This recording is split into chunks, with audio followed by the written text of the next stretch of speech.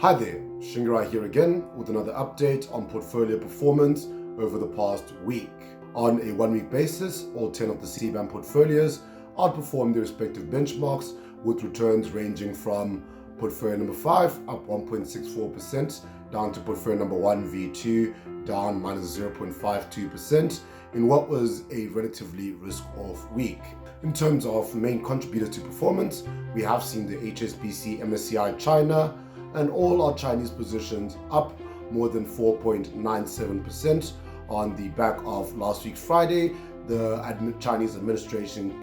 pledging a bit more support in terms of the economic growth target and trying to hit that 5.5% versus the 4.8% that was the actual GDP growth in the first quarter of 2022.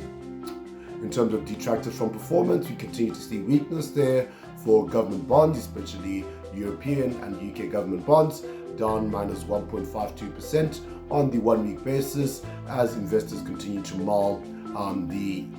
rising interest rate environment, and we're set for a decision today coming from the Bank of England, which is widely expected to raise their base rate by another 25 basis points, making that base rate 1%.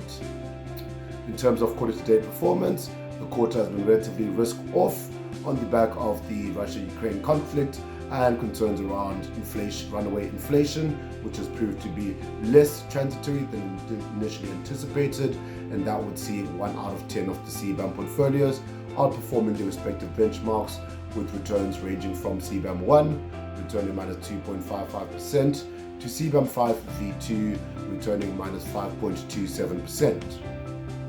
In terms of positive attributors to performance, we have seen some place to hide in dividend-paying sort of quality balance sheet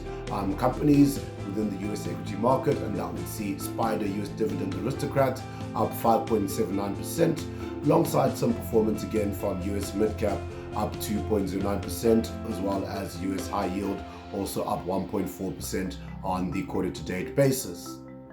We're also looking here in terms of detractors on the quarter. Have been some weakness as expected from European and Japanese equities, and that would see Bailey Gifford European large cap down minus 11.92%, all the way up to JP Morgan Japan down minus 8.95%, alongside a weaker yen there as well, I'd like to note, and that would see those European and Japanese equity funds being the bottom performers on the quarter.